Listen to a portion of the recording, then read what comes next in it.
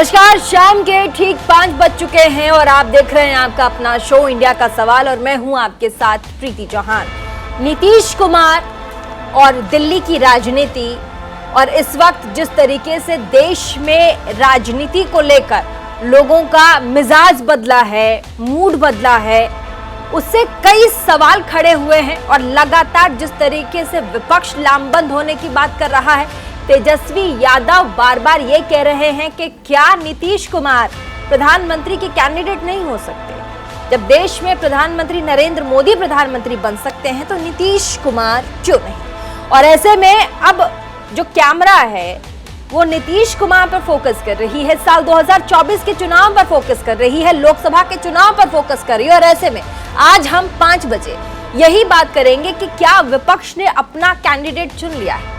नीतीश कुमार, जिन्हें अब अपनी सियासी जमीन बिहार छोटी लगने लगी है और उसको बढ़ाने की कवायद में नीतीश कुमार जुट गए हैं। नीतीश ने पहले बिहार से बीजेपी को सत्ता से बाहर का रास्ता दिखा दिया और अब उनकी जो नजर है वो दिल्ली की कुर्सी में गड़ गई है। दरअसल नीतीश कुमार ने नरेंद्र मोदी के खिलाफ बिगुल फूंक दिया है। माना जा रहा है कि साल 2024 के लोकसभा चुनाव में नीतीश प्रधानमंत्री नरेंद्र मोदी को सीधी चुनौती देंगे और प्रधानमंत्री पद के लिए विपक्ष का मुख्य चेहरा भी होंगे।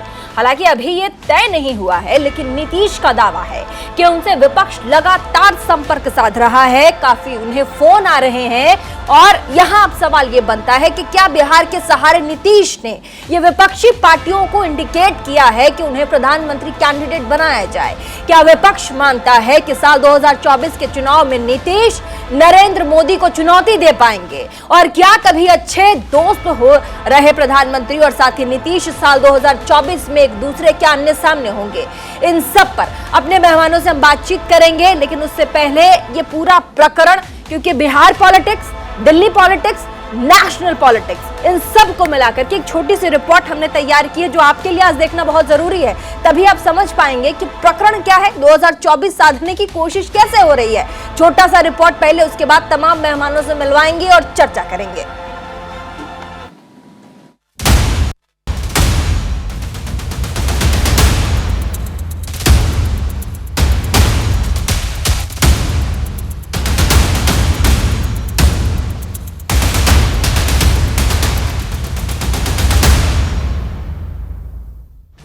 चौदह में जो आए 24 तक के आगे रह पाएंगे कि नहीं रह पाएंगे, वह भ्रम पालते रहते हैं और नीतीश जी को भी भ्रम में डालते रहते हैं। आज बिहार में जंगल राज रिटर्न्स। 2024 में नीतीश बनेंगे पीएम कैंडिडेट। बिहार के सहारे विपक्ष को किया इंडिकेट। कहीं पे निगाहें, कहीं पे निशाना।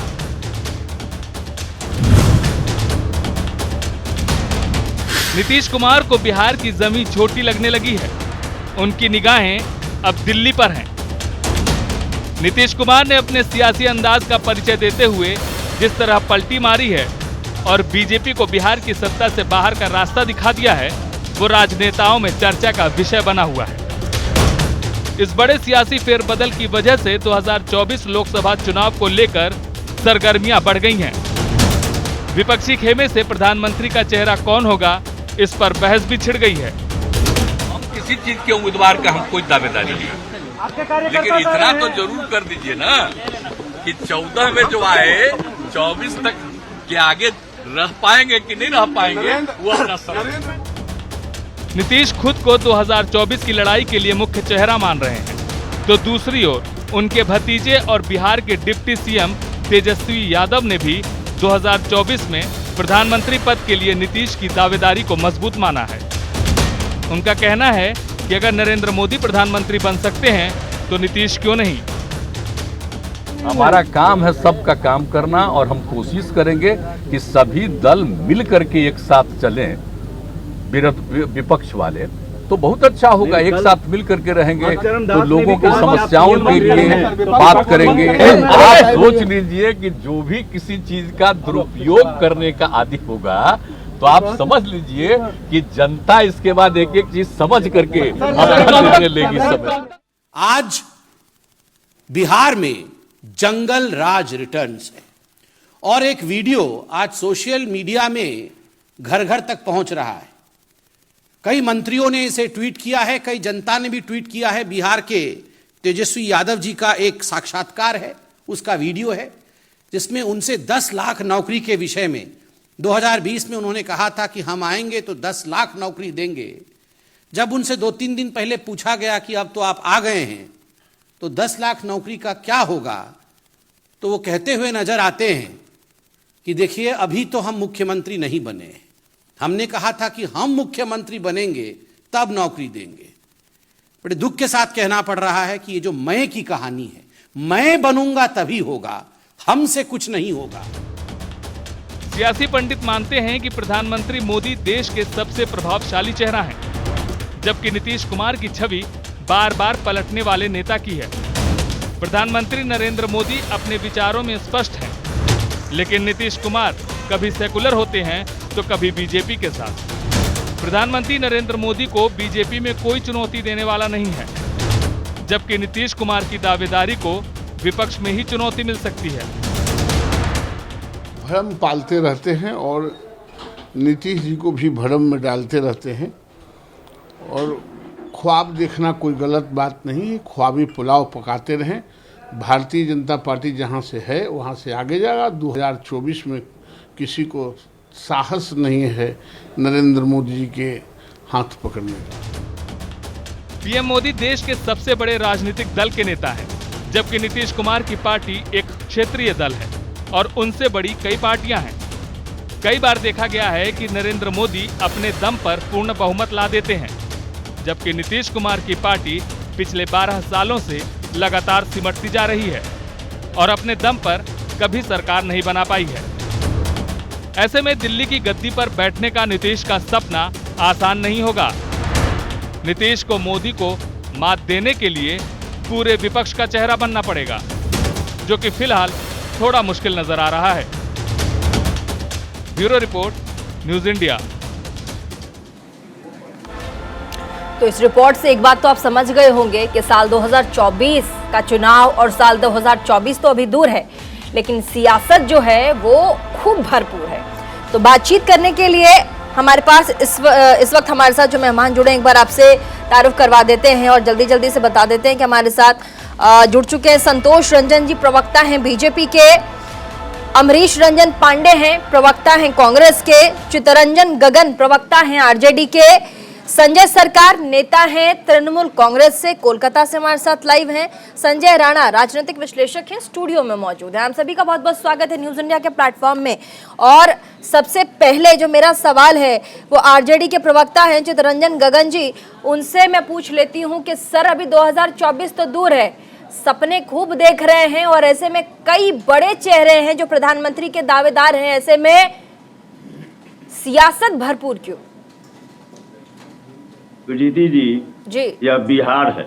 हाँ। और अभी आपने देखा जिस ढंग से जो बिहार में राजनीतिक घटनाक्रम जो चला, हाँ। इससे पूरे देश को एक नई दिशा मिला। और ईडी, आईटी, सीबीआई, इन सब चीजों का भय दिखाकर जो ये लोग पूरे राष्ट्रीय स्तर पर एक माहौल जो बनाने का प्रयास कर रहे थे, उसको ब्रेक लगा। और बिहार, चाहे आज़ादी की लड़ाई हो या जेपी मूवमेंट हो, संपूर्ण क्रांति का आंदोलन हो, या उसके बाद में अभी जो है कि यह आपको दिखाई पड़ रहा है, उसको बिहार बराबर दिशा देने का काम किया है, देश को राजनीतिक दिशा देने का काम किया और वही दिशा देने का काम करेगी। जहाँ तक मोदी जी का है, बहुत प्रभावशाली हैं, लेकिन अभी तक पूरे हिंदुस्तान में मात्र 3 राज्य हैं जहाँ पर कि अपने बल से इनकी सरकार बनी है। तो आप कह रहे हैं कि बिहार हमेशा से जो पॉलिटिक्स है उसमें दिशा दिखाने का काम करती रही है, तो ऐसे में संबित पात्रा ने प्रेस कॉन्फ्रेंस में आज कहा है कि पॉलिटिक्स तो हो रही है बिहार में, लेकिन नजर सीधे दिल्ली पर है। कौन सी दिशा दिखा रहे हैं? नहीं, अभी हम सुन रहे थे पात्रा जी का बयान, अभी सुन रहे थे प्रीति जी। हाँ। क्या बोलते हैं, नहीं मैंने बहुत हमको ऐसा लगता है कि इतने बड़े पार्टी का प्रवक्ता होने का दावा करते हैं और लगता है कि कोई फुटपाथ पर का जो है सो व्यक्ति बयान दे रहा। कल तक जिसके साथ गलबैया का सरकार चला रहे थे और आज जो है सो इनको लॉ एंड ऑर्डर और सारी चीजें दिखाई पड़ रही। लानत है ऐसे शब्दों पर, ऐसे बातों पर। मैं यह कह रहा था कि जब नरेंद्र मोदी जी प्रधान या मुख्यमंत्री थे गुजरात के और सीधे मुख्यमंत्री बन गए, उनके सामने नीतीश जी लगातार 17 साल में कुछ समय को छोड़ दिया जाए तो बिहार के मुख्यमंत्री रहे। भारत सरकार में एक बार नहीं, अटल बिहारी वाजपेयी से लेकर विश्वनाथ प्रताप सिंह जी के सरकार में मंत्री रहे। उनका अनुभव मोदी जी के अनुभव से ज्यादा रहा। ठीक है, तमाम गेस्ट हमारे साथ और भी हमारे पास और भी गेस्ट हैं। गगन जी, मैं लौटती हूँ आपके पास। बीजेपी के प्रवक्ता संतोष रंजन जी हैं हमारे पास। तेजस्वी का बयान आया है, मतलब वो बातचीत कर रहे थे मीडिया में, ऐसे लगातार मैसेजेस भी आ रहे हैं। तो उनका कहना है कि प्रधानमंत्री नरेंद्र मोदी अगर प्रधानमंत्री देश के बन सकते हैं तो नीतीश कुमार भी बन सकते हैं, विपक्ष को एक कर सकते हैं। और खुद नीतीश कुमार बाहर आकर बार बार कह रहे हैं कि अब विपक्ष को लामबंद होने की जरूरत है। क्या कहेंगे? प्रीति जी, तेजस्वी जी मुंगेरी लाल के हसीन सपने देख रहे हैं। अभी हम चितरंजन जी को भी सुन रहे थे। अरे ये जो गठबंधन है, स्वार्थ की राजनीति करने वाले नीतीश कुमार और अपने परिवार के स्वार्थ की राजनीति करने वाले तेजस्वी कुमार जी का गठबंधन है। कहां तक ये लोग जाएंगे ये तो बिहार की जनता तय करेगी। आज दिल्ली देख रहे हैं लोग। 2014 में एक दिल्ली से भी नेता कूद के गए थे बनारस में चुनाव लड़ने, केजरीवाल जी। उनका क्या हसर हुआ था उनसे पूछ लीजिएगा। पुनः मुर्शिको भवा होके आके दिल्ली में बैठ गए। तो चितरंजन जी बड़ी बड़ी बातें कर रहे हैं, संबित जी पर बात उठा रहे हैं, लेकिन जो आप कह रहे हैं ना कि अचानक से बदल गया, तो अचानक से सरकार बदल गई है। भ्रष्टाचारियों और जेल में रहने वालों के साथ सरकार नीतीश जी चला रहे हैं, इसलिए हमको बोलना पड़ रहा है कि यह भ्रष्टाचारियों की सरकार है, लॉ एंड ऑर्डर खराब हो गया है। कोई शौक से नहीं कह रहे हैं हम।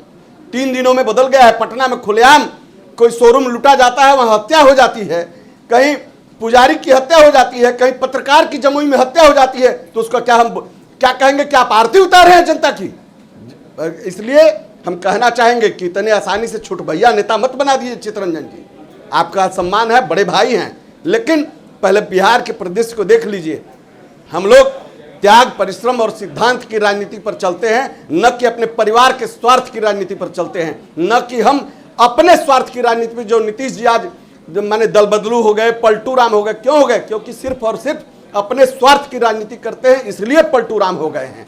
ठीक है अमरीश, बाकी जैसा रहा तो जब जैसा तब तैसा, जब जैसा तब तैसा, नहीं तो नीतीश कैसा, यही अब वाणी चलने वाली है। तो अब हम लोग इंतजार करेंगे 2024 का। ईंट से ईंट बजा देंगे, ईंट से ईंट बजा देंगे। आज तक अकेले कुछ नहीं कर पाए हैं नीतीश जी। हमारे ही कंधे पर या किसी के कंधे पर, वो चाहे 90 से क्यों न हो, उनकी राजनीतिक सफर हम लोग देखते रहे। उसके पहले विधानसभा भी हारे हैं।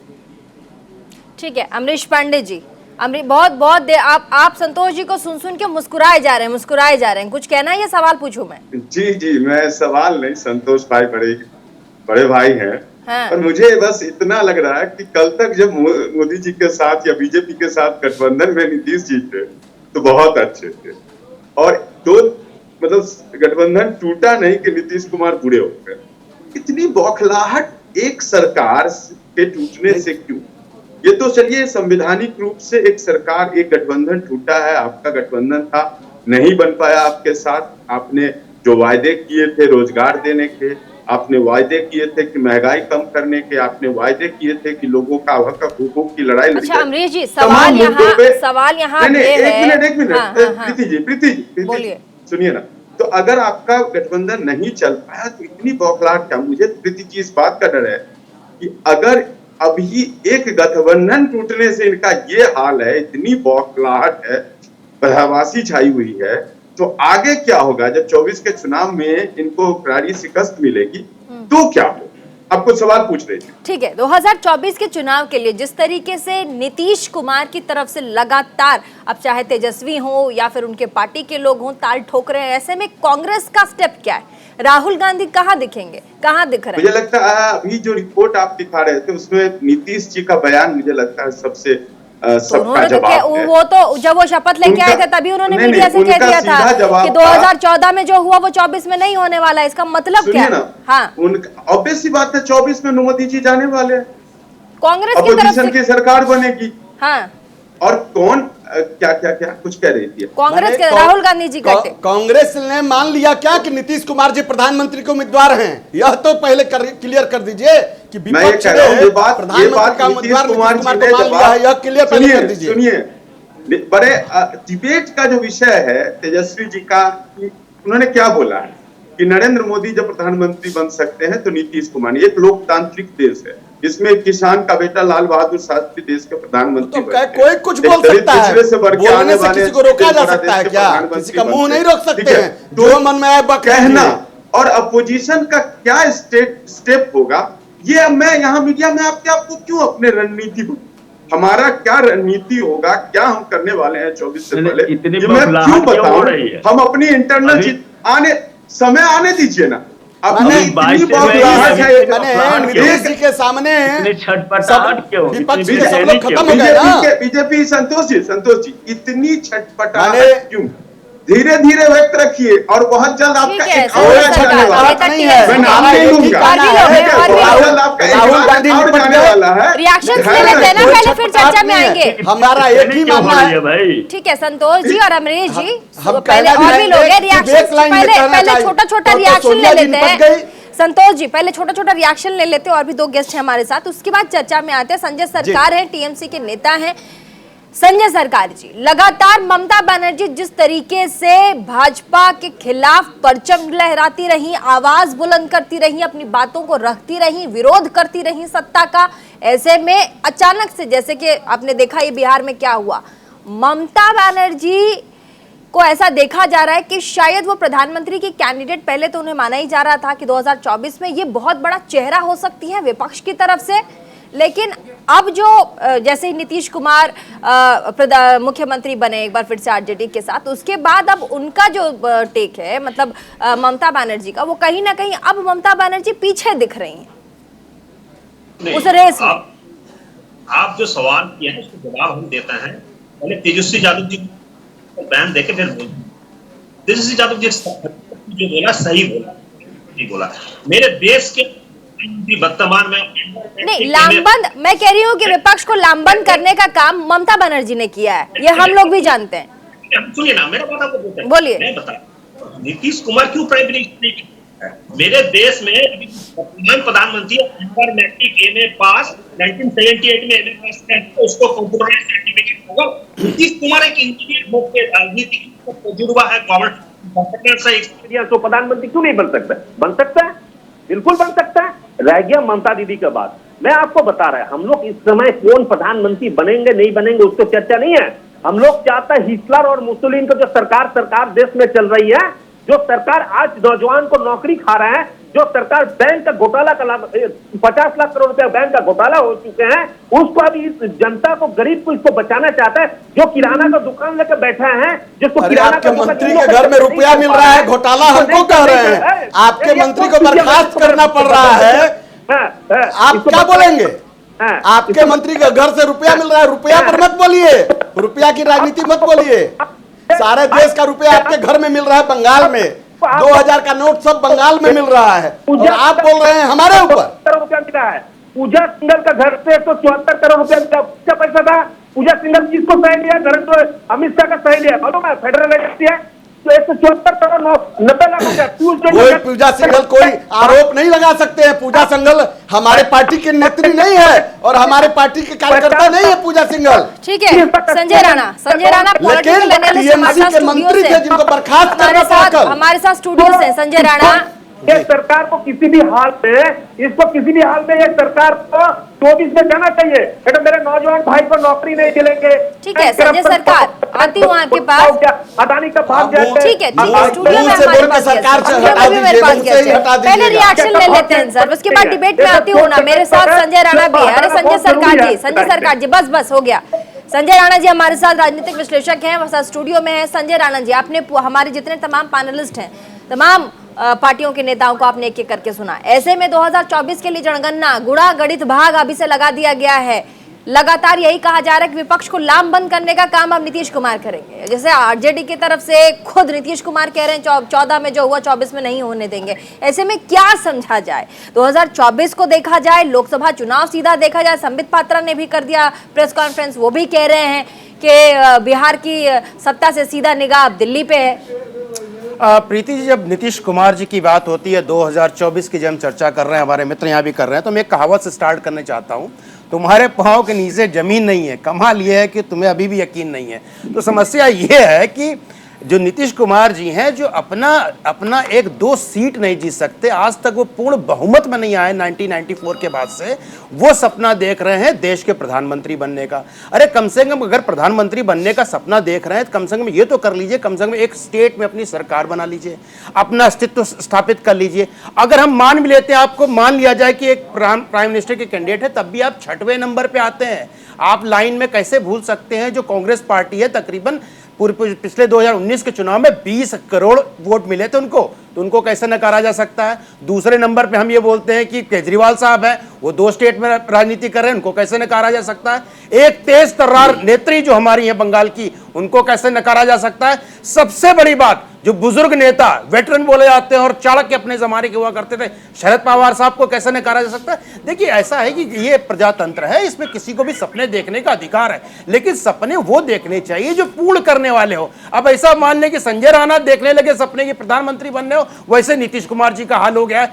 2 सीट मिली थी 2014 में, जब ये भारतीय जनता पार्टी से अलग होकर चुनाव लड़े थे, और इनके इतिहास देख लीजिए। अगर ये किसी के बैसाखी के सहारे नहीं चलते हैं तो विधानसभा की सीटें भी इनकी गिर जाती है और लोकसभा में लगभग 0 के बराबर पहुंच जाते हैं। ये तो बोलना बहुत ही ज्यादा जल्दबाजी होगी कि कहीं से नेतृत्व कर सकते हैं, क्योंकि बहुत सारे फेस हैं विपक्ष में जिनका नाम मैंने गिनाया है, जो प्रधानमंत्री के कैंडिडेट हैं। और मुझे ऐसा नहीं लगता है कि कांग्रेस से बढ़ के आज के जमाने में कोई ऐसा कैंडिडेट दे सकता है जो देश का नेतृत्व कर सकता है विपक्ष के रूप में। नहीं, लेकिन विपक्ष अपनी तरफ से तो कोई नाम घोषित नहीं कर रहा, लेकिन लगातार जिस तरीके से आरजेडी और जदयू मिलकर लगातार एक ही सुर में एक ही गाना गा रहे हैं, उससे तो सिर्फ जो आप इंडिकेशन है वो तो साफ है। बिल्कुल, देखिए ऐसा है कि तेजस्वी जब जी first time deputy chief minister बनने थे, बड़े ही यंग थे, अभी उनको पर राजनीति का ज्यादा नॉलेज नहीं था, लेकिन उन्होंने 1.5 साल डिप्टी चीफ मिनिस्टर है, उसके बाद तकरीबन आप देख लीजिए 5 से लेकर 2022 तक राजनीतिक सफर तय किया।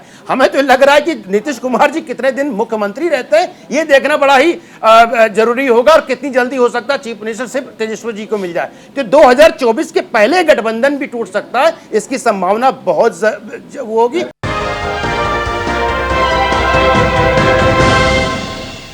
लगातार हम बने हुए हैं इस खबर पे, और साथ ही हम आपको बता दें, इंडिया के सवाल में आज हम सवाल यही पूछ रहे हैं कि साल 2024 में जो प्रधानमंत्री का कैंडिडेट है, हालांकि लिस्ट बहुत लंबी है, लेकिन नीतीश कुमार जिस तरीके से आगे आए हैं, जिस तरीके से उनका रूप और उनके अंदर की जो इच्छा है प्रधानमंत्री बनने को लेकर, वो अब सबके सामने आया है। उसको लेकर अब उधेड़ बुन और साथ में सियासत शुरू हो गई है। तो तमाम हमारे साथ जो हमारे गेस्ट हैं वो मौजूद हैं, एक बार फिर से रुक कर लेते हैं उनका। संतोष रंजन जी हैं हमारे साथ, भाजपा प्रवक्ता है, लेकिन सबसे पहले जो सवाल है वो मैं लेना चाहूँगी, कांग्रेस के प्रवक्ता हैं अमरीश जी। अमरीश जी, अगर नीतीश कुमार जी ये कह रहे हैं कि 2024 में मुकाबला होने वाला है, जैसा कि उन्होंने 2014 वाला स्टेटमेंट दिया कि 14 में जो हुआ वो 24 में नहीं होगा, जिस तरीके से वो स्टेटमेंट है उसके अगर हम इंटरनल मतलब उसको और कुरे दें तो उसका मतलब है कि वो जोरदार टक्कर देने वाले में। तो ऐसे में अगर चीज़ें क्लियर है, लगातार सोनिया गांधी से फ़ोन पर उनकी बातचीत हो रही है और ख़ुद कह रहे हैं नीतीश कुमार कि मुझे लगातार फ़ोन आ रहे हैं, कॉल्स आ रहे हैं, तो ऐसे में फिर देर किस बात की है? सवाल यही बच जाता है। देर मतलब समझा नहीं, किस चीज की देर? प्राइम मिनिस्टर कैंडिडेट की, विपक्ष की तरफ से इतनी, अभी तो एक सरकार तो ये तो नहीं ये आप सवाल ही गलत समझते हैं। मैं कह रही हूँ कि खुद नीतीश कुमार कह रहे हैं कि मुझे खूब फोन आ रहे हैं, फोन पे फोन आ रहे हैं। अब बताइए। मैं ये कह रहा हूँ, मैं आप ही के चीज को थोड़ा सा वो कहने की कोशिश कर रहा हूँ कि नीतीश कुमार जी ने सीधी आज प्रेस कॉन्फ्रेंस में कहा है कि प्रधानमंत्री वाला सवाल जब उनसे पूछा गया तो उन्होंने उस पर कुछ नहीं बयान दिया, बोला कि भाई मुझे रहने। देखिए, मुद्दों से मत भटक, अभी मुद्दा देश का बेरोजगारी है, अभी मुद्दा देश की महंगाई है, अभी मुद्दा तमाम इंस्टीट्यूशन को जो तोड़ने की कोशिश हो रही है वो है। ठीक है, आप ही जवाब दिया एक सवाल में। ठीक है, आपने जो जवाब दिया इसी पे एक सवाल है मेरा। आपने जवाब दिया कि हम मुद्दों से भटक रहे हैं, हम मुद्दों पे बात क्यों नहीं कर रहे हैं? भटक रहा है, डिबेट भटक रहा है। नहीं, मैं कह रही हूँ हमारा डिबेट का जो टॉपिक है वो 2024 ही है। तो मैं आपको बता दूं कि जैसे ही शपथ ग्रहण करके अमरीश जी मैं कह रही हूँ कि जैसे ही शपथ लेके नीतीश जी बाहर आते हैं, उन्होंने खुद ही कहा कि 14 में जो हुआ वो 24 में नहीं होगा। वो चाहते तो बोल सकते थे कि हमारे यहाँ बेरोजगारी बहुत ज्यादा है, आगे अब हम काम करने की तैयारी में। उन्होंने ये नहीं कहा, उन्होंने सीधा 24 टारगेट किया। तो इससे क्या इंडिकेशन जाता है पब्लिक में या फिर प्रेस कॉन्फ्रेंस में लोगों में?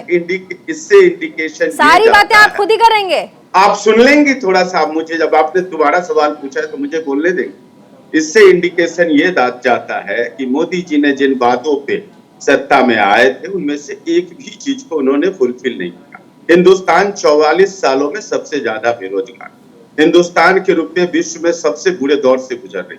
हमारे यहाँ पेट्रोलियम पदार्थों की कीमतें जब पूरे इंटरनेशनल मार्केट में सस्ती है, हमारे यहाँ महंगा। तो इन तमाम वादों से एक भी चीज फुलफिल नहीं हुआ। तो इन मुद्दों पे चुनाव होगा और सत्ता में मोदी को हटना है। पता डॉलर के बारे में चर्चा कर चुके हैं आपसे पहले भी। आगे आएंगे, चर्चा करेंगे। बताओ डॉलर यूपीए में कितना गिरा था? प्रीति जी मैं डिबेट में तू मैं नहीं करना चाह रहा था। आप बोलो ना, बेरोजगारी पे बात करिए। राजस्थान की बेरोजगारी कितने प्रतिशत है बताओ? नहीं पता ना, बेरोजगारी पे एक प्लेट और लगा दीजिए।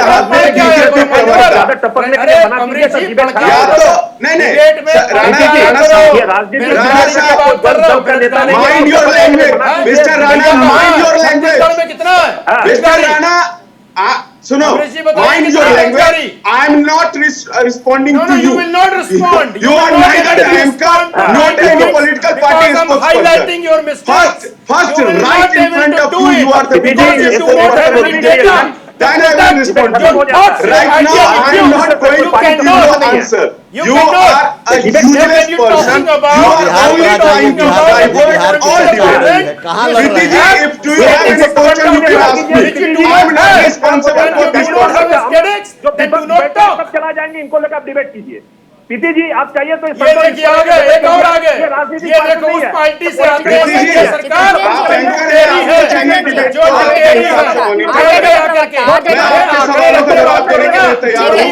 स्टूडियो को बंगाल समझिए। आप तो चोरों की पार्टी से। ठीक है संजय जी एक सेकंड। ठीक है। ना मैं देश का नागरिक हूँ, पॉलिटिकल विशेषज्ञ अलग हूँ। सत्य पे बात करो, झूठ पे बात बर्दाश्त नहीं की जाएगी। झूठ पे सरकार संजय सरकार जी मैं आपसे सवाल बंगाल में जो आपका विरोध करता है उसको आप ताने देते हैं, वही चाह रहे हैं क्या? डर गए, आवाज उठाइए। जनता ने तो डर गए। संजय सरकार जी क्या चाह रहे हैं आप? कि बंगाल में जो आपके विरोध में खड़ा होता है उसको आप उल्टा टांग देते हैं, वही चाह रहे हैं क्या? अच्छा संजय सरकार जी सवाल तो अच्छा ठीक है, सवाल मैं तो पूछ लूं सर। अरे संजय सरकार जी मैं तो सवाल पूछ लूं, ठीक है? अरे संजय सरकार जी मेरे सवाल तो ले लीजिए। और 50 करोड़ रुपए संजय राणा जी ऐसे बात नहीं हो पाएगी। ठीक है संजय सरकार जी मैं आती हूँ, मैं आप ही से सवाल पूछ लेती हूँ। ठीक है संजय सरकार जी मैं आ रही हूँ। अरे संजय राणा एक सेकंड संजय राणा जी एक सेकंड। ठीक है संजय सरकार जी अरे संजय सरकार जी एक सेकंड एक सवाल ले लीजिए। ठीक है नहीं ऐसे अरे संजय सरकार जी मेरा सवाल तो ले लीजिए। एक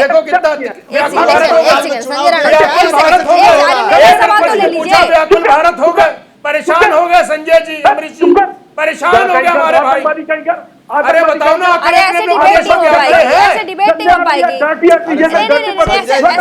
सरकार जी म्यूट कीजिए यार, प्रवक्ता आरजेडी के हमारे साथ। ये देखिए अरे टिके रहने भाई सर। ठीक है ठीक है ठीक है ठीक है ठीक है ठीक है ठीक है ठीक है एक सवाल का जवाब दे दीजिए संजय राणा जी। एक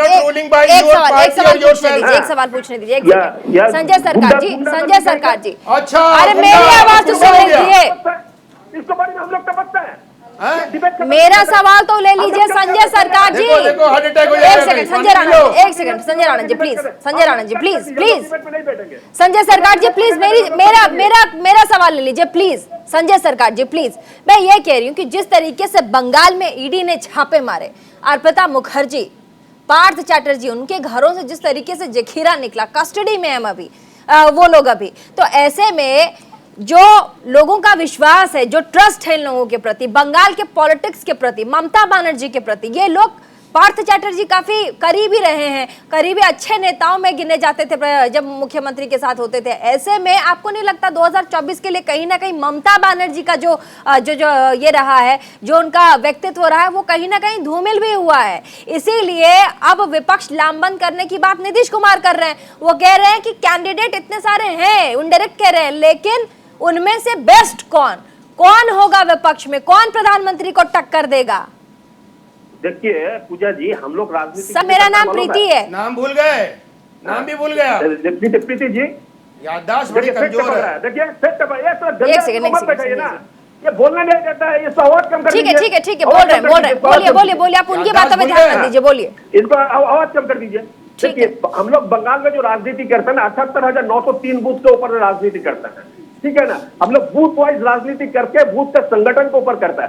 मैं आपको दावा को सब कर रहा हूँ, 42 में 40 सीट हम आराम से जीत जाएंगे, ठीक है ना। और बिहार में 40 सीट है, वहां पर भी 35 सीट नीतीश आरजेडी जीतेंगे। इनके ये कुछ और देखिए, जनता जो है आज के तारीख में, बंगाल की जनता क्या बोलता है, मन्ना दे को जो गाना है, अगर कागज में अगर नाम लिखोगे तो नम फट जाएंगे, पत्थर में लिखोगे तो टूट जाएंगे, अगर दिलों में नाम लिखोगे तो दिलों में रहेंगे। बंगाल की जनता दीदी को दिलों में ले लिया है। अब 1000 नेशनल एक्सेप्टेंस बताइए ना संजय सरकार जी, नहीं नेशनल एक्सेप्टेंस की बात कीजिए ना आप। नेशनल हम बता रहे हैं, आप भी हम लोग को आप बंगाल में सिर्फ बंगाल की बात करके कहाँ से प्रधानमंत्री बन जाएंगे ममता बनर्जी? हम समर्थन देंगे, जो सेकुलर सरकार बनेंगे उसके लिए समर्थन देंगे। किसको देंगे? कांग्रेस को देंगे, नीतीश कुमार को देंगे, राहुल जी को देंगे, किसको देंगे? राहुल गांधी को देंगे, नहीं देंगे? शांति कायम करना है, कांग्रेस पार्टी को देंगे कि नहीं देंगे? अच्छा ठीक है, महिला को घर देना है, चित्रंजन जी प्रवक्ता आरजेडी के, महिला को घर देना है। आज जो छोटा छोटा जीएसटी के लिए परेशान होकर पड़ा है, उस सबको रिहाई देना है।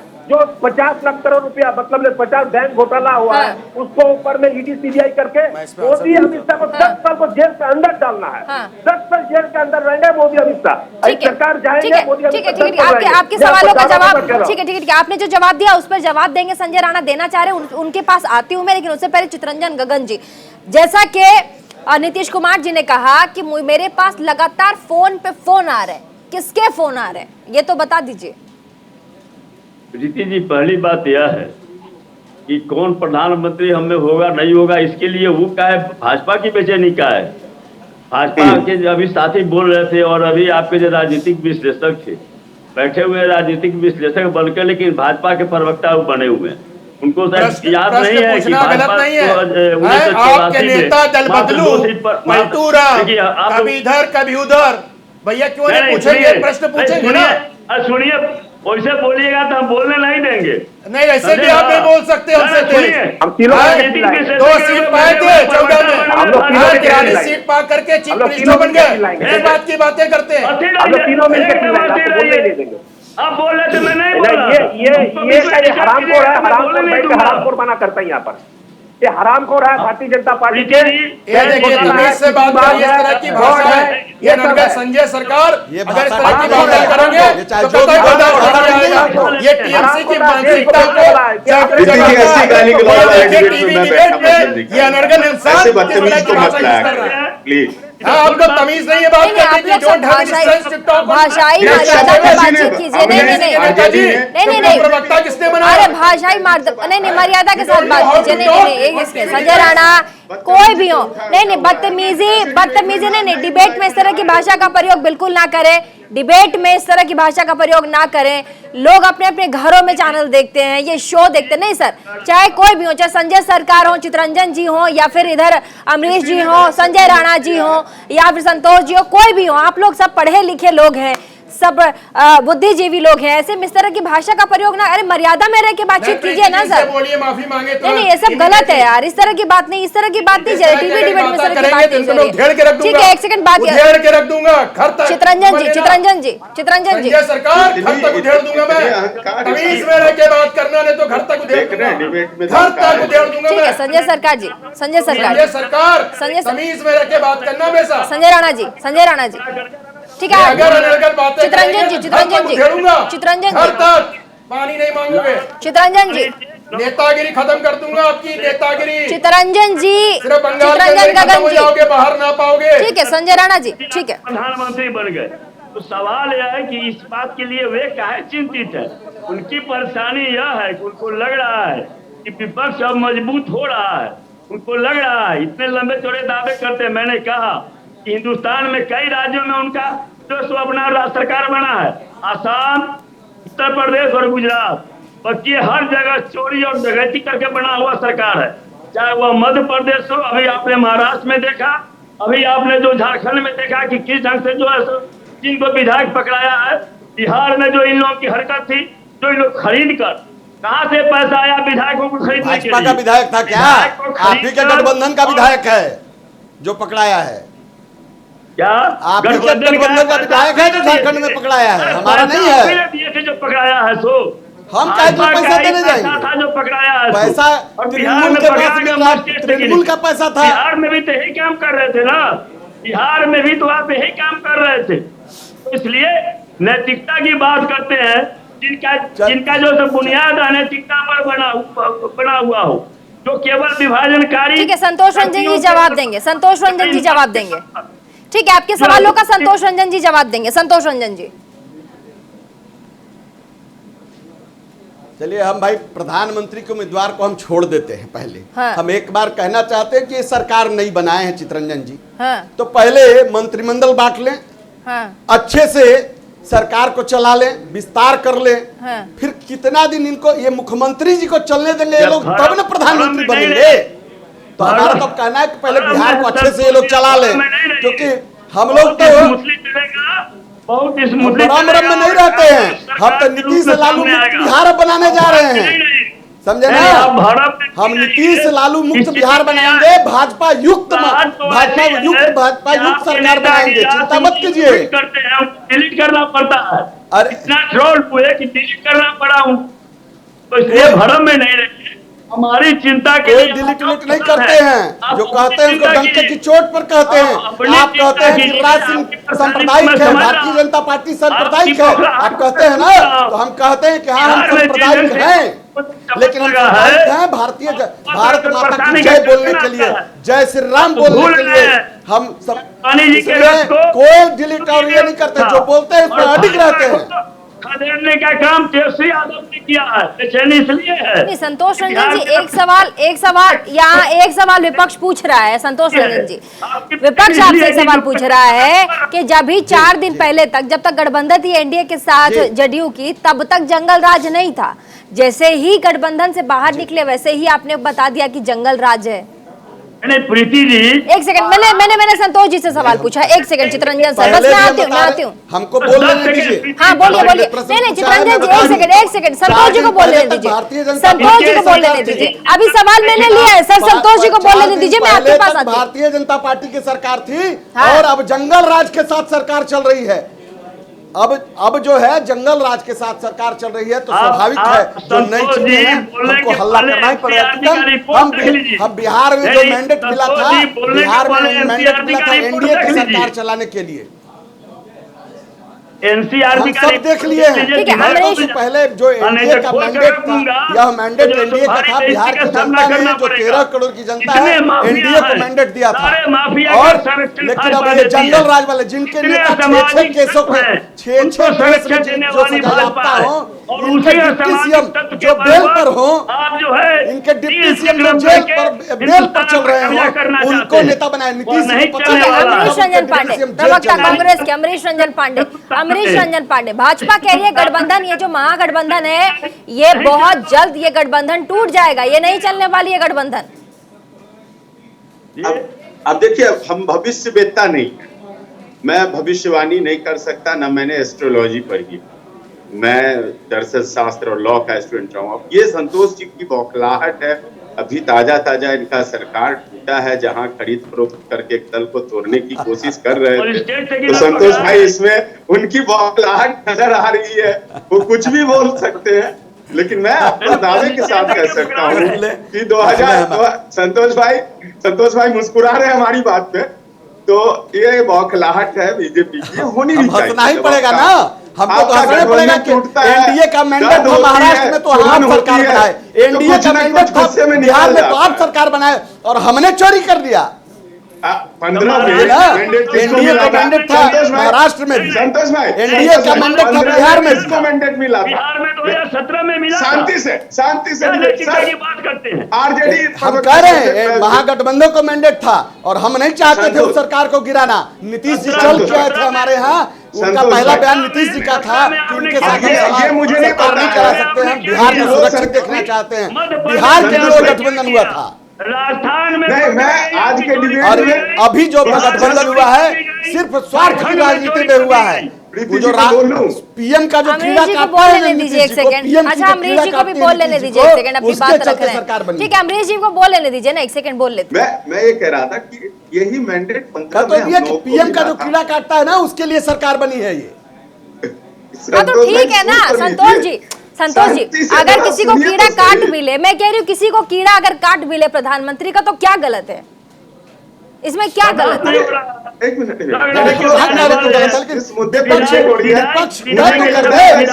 कांग्रेस हार मान ले ना, कांग्रेस हार मान ले, अमरीश जी कह दे कि सोनिया जी खत्म हो गई, राहुल जी खत्म हो गए, प्रियंका जी खत्म हो गए, नीतीश जी नेता है देश में जिनका हमारे बदौलत 16 सांसद है, उसके बदौलत प्रधानमंत्री बनेंगे। सोनिया, राहुल जी, शरद पवार जी, ममता जी की चिंता आप क्यों कर रहे हैं? देखिए संतोष भाई, मैं थोड़ा सीरियस बात करूंगा, ठीक है, अमरीश रंजन को बोलने दीजिए, एक सेकंड बोलने दीजिए, सीरियस बात करूंगा।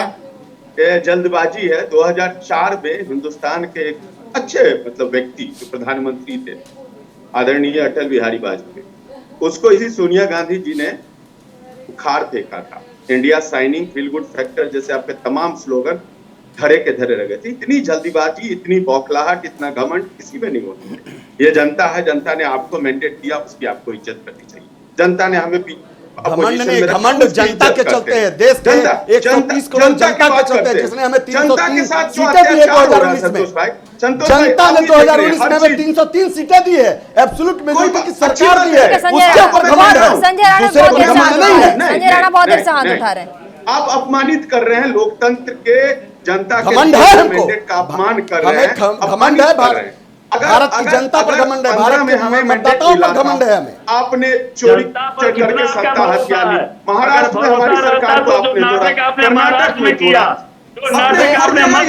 संजय राणा बहुत देर से हाथ उठा रहे। संजय राणा बातें यहाँ रखना चाह रहा था, ये जो नीतीश कुमार नामक अमर बेल है, जो नीतीश कुमार नामक अमर बेल, इसको इसलिए बोल रहा हूँ क्योंकि वो बिना सहारे के 1 मिनट भी नहीं चल सकते और एक भी चुनाव नहीं जीत सकते। मैं 2-3 आंकड़े देता हूँ, शांत हो गए, सुन लीजिए, शांत हो जाइए, गगन जी शांत हो जाइए। अमर बेल के साथ है, अच्छी बात है, अमर बेल आप ही के ऊपर आए हुए हैं, मेरे ऊपर नहीं आए हैं। अमर बेल जी के बारे में बताते हैं। 2010 में अमर बेल बीजेपी के सर पे आ गए तो उनको 115 सीट मिल गई। 2015 का चुनाव लड़ा, अमर बेल आरजेडी के साथ आ गए तो 71 सीट मिली। अब अमर बेल 2020 का जो चुनाव लड़े थे उसमें भारतीय जनता पार्टी के साथ कंटेस्ट किया तो 115 सीट पे मिली 43 थी। ये अगर आप देख लें इनका, प्रीति जी, पूरा आंकड़ा 2014 से या 94 से ये सिर्फ अमर बेल बने हुए, किसी ना किसी के सहारे। जो आदमी खुद एक कदम अपना नहीं चल सकता है, वो आदमी देश का प्रधानमंत्री बनने का सपना कैसे देखता है? नंबर 1। नंबर 2, मुझे यहाँ बड़ा आश्चर्य हो रहा, हमारे 2 मित्र बैठे हुए हैं, एक कांग्रेस के बैठे हैं, बंगाल के टीएमसी के बैठे हैं। ये कैसे भूल सकते हैं कि राहुल गांधी कैंडिडेट नहीं हो सकते 24 में, और ये कैसे मान सकते हैं कि नीतीश कुमार कैंडिडेट हो सकते हैं? या तो ये कांग्रेस पार्टी से बिलोंग नहीं करते, या इनके ये मानने को तैयार नहीं है कि राहुल गांधी प्रधानमंत्री नहीं बन सकते। और मैं टीएमसी पे आता हूँ, टीएमसी के भाई साहब हमारे सरकार से बैठे हुए ये मान लिया है ममता बनर्जी वेस्ट बंगाल के से बाहर आएंगी नहीं। वो कभी भी लामबंद जो कर रही थी अभी तक प्रेसिडेंट इलेक्शन में, वो लामबंदी छोड़ के अब वो किसी के शरण में जाएंगी, अमरवेल के शरण में जाके काल करेंगी। अरे इनको अपनी विचारधारा देखनी चाहिए, अपनी एजेंडा देखना चाहिए। ये अपने एजेंडे में फेल है। इनको ये नहीं समझ में आ रहा है कि अपनी पार्टी का पक्ष कर ले या दूसरी पार्टी का पक्ष ले। लेकिन नरेंद्र मोदी से नफरत इतनी ज्यादा है कि किसी का भी पक्ष लेने को तैयार है, और इसके चक्कर में भूल जाते हैं कि अपने नेताओं का क्या होगा, उनके भविष्य का क्या होगा।